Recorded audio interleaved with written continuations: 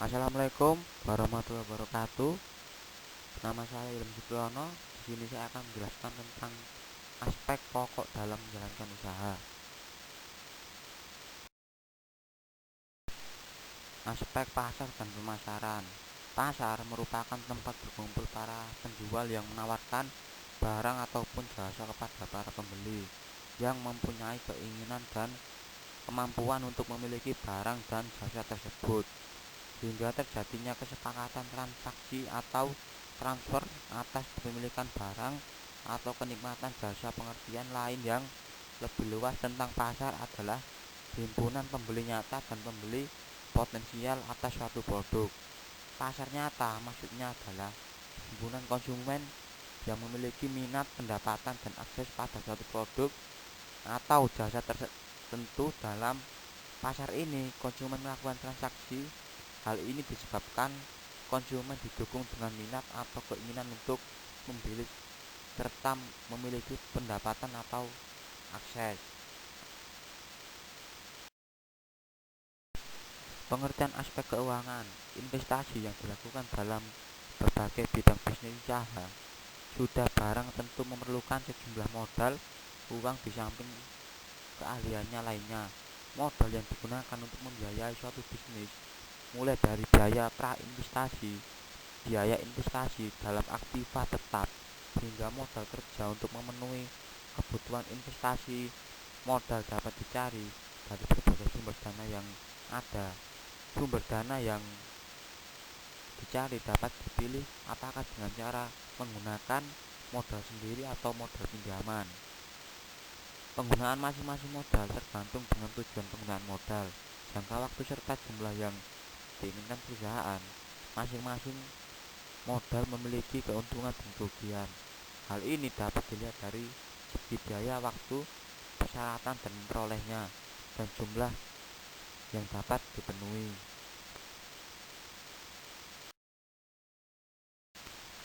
Proyeksi neraca dan laporan laba atau rugi. Di samping membuat cash flow, perusahaan juga diminta untuk membuat proyeksi laporan keuangannya. Untuk beberapa metode, biasanya seumur proyek, proyeksi laporan keuangan yang dibuat adalah neraca dan laporan laba atau rugi. Dari proyeksi neraca yang akan tergambar beberapa harta perusahaan, baik harta lancar, harta tetap, atau harga lainnya. Kemudian juga akan tergambar berkewajiban baik jangka pendek maupun jangka panjang, serta modal yang dimiliki. Dari periode akan tergambar apakah ada pertumbuhan dan kalau ada pos-pos apa saja yang berubah, sehingga dapat dianalisis mengapa terjadi perubahan. Untuk lebih memahami neraca dan laporan laba atau rugi, ada baiknya kita mengulangi kembali pengertian dan komponen-komponen apa saja yang terdapat dalam dua laporan keuangan, yaitu neraca dan laporan laba atau rugi.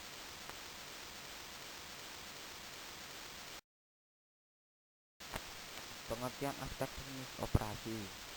Setelah melakukan analisis terhadap proyek pemasaran dan suatu bisnis dinyatakan layak, maka tahap berikutnya adalah melakukan analisis teknik atau operasi.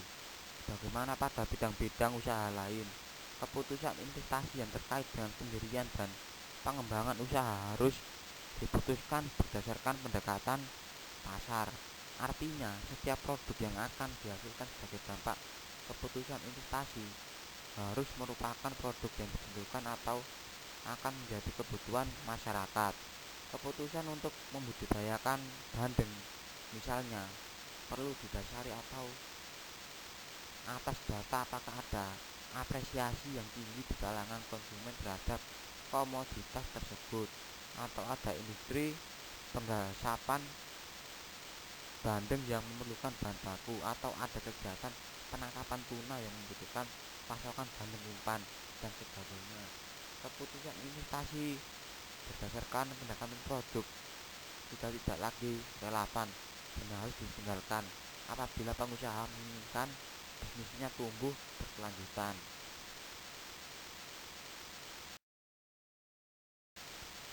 Aspek sosial ekonomi. Dalam aspek ekonomi dan sosial, dampak positif yang diberikan dengan adanya investasi lebih ditekankan kepada masyarakat khususnya dan pemerintah umumnya.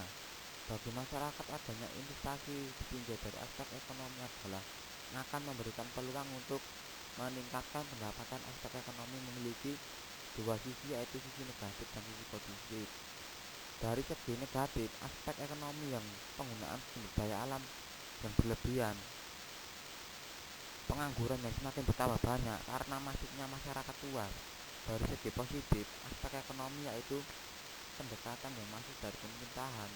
Aspek sosial adalah mengelola dan mengatur sumber daya alam yang belum ada campur tangan dari manusia. Aspek sosial memiliki dua sisi, yaitu sisi negatif dan sisi positif. Dari sisi negatif yaitu perubahan demografi, budaya dan kesehatan masyarakat, juga perubahan gaya hidup, adat istiadat dan struktur sosial lainnya. Dari sisi positif yaitu adanya alat transportasi, listrik, air juga tersedia digunakan bagi masyarakat sekitarnya.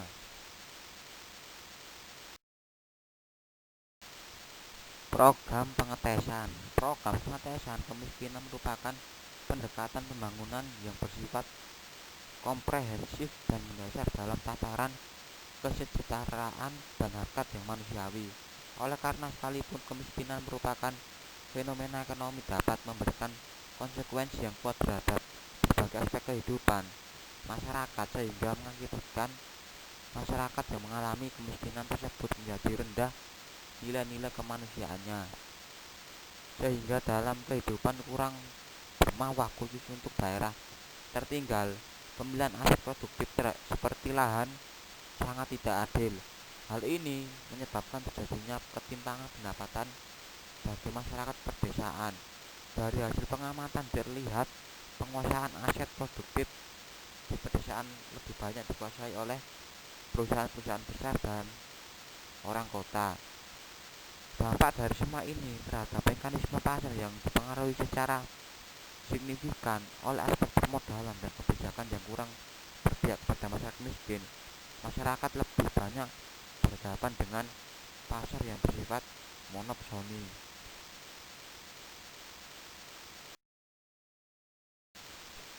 Pengetesan kebodohan sebagaimana cerminan dari rendahnya mutu sumber daya manusia. Kualitas SDM sangat menentukan perubahan dan percepatan pembangunan di suatu daerah. Apabila kualitas SDM rendah, maka masyarakat akan sulit menerima perubahan. Mereka tidak mampu untuk mengikuti perubahan baik dari sisi pembangunan maupun dari sisi kemajuan ekonomi. Mutu SDM yang rendah akan berdampak pada rendahnya tingkat keterampilan dan penguasaan teknologi. Individu ataupun kelompok masyarakat yang mengalami kondisi ini akan selalu menjadi objek pembangunan dan sangat terbatas kemampuannya untuk menjadi subjek yang berperan secara aktif dalam pembangunan. Pembangunan infrastruktur sangat diperlukan untuk melancarkan dan mensukseskan pencapaian berbagai tujuan dan keinginan di berbagai aspek kehidupan, terutama untuk mengeteskan kemiskinan dan mengatasi kebodohan. Pembangunan infrastruktur akan meningkatkan mobilitas manusia dan barang antar daerah dan antar kabupaten kota. Peningkatan ini hendaknya tidak saja melalui kualitas, tetapi juga kualitas yang meliputi fasilitas transportasi, fasilitas kelistrikan, fasilitas komunikasi, fasilitas pendidikan, dan fasilitas air bersih. Tersedianya infrastruktur yang memadai akan dapat mengembangkan potensi sumber daya manusia dan potensi sumber daya alam secara optimal dan dapat mengeliminasi kesenjangan antar kelompok masyarakat, antar wilayah, kabupaten atau kota, serta antar pedesaan dengan perkotaan.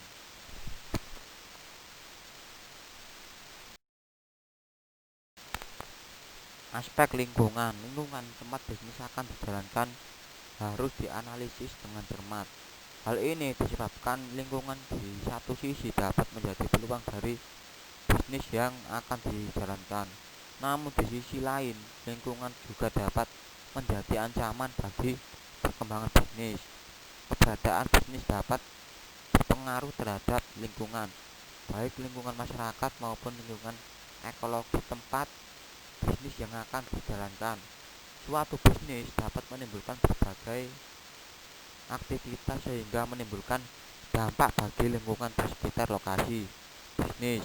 Perubahan kehidupan masyarakat sebagai akibat dari adanya aktivitas bisnis dapat berpause makin ramainya lokasi di sekitar lokasi bisnis, timbulnya kerawanan sosial, timbulnya penyakit masyarakat, juga perubahan gaya hidup sebagai akibat masuknya tenaga kerja dari luar daerah.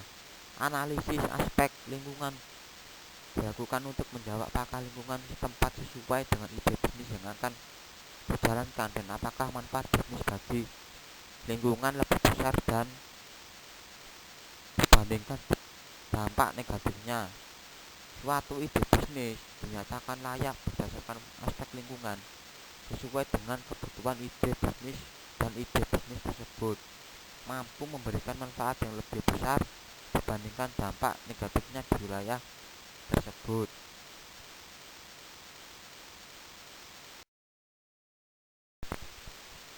Peluang dari bisnis yang akan dijalankan.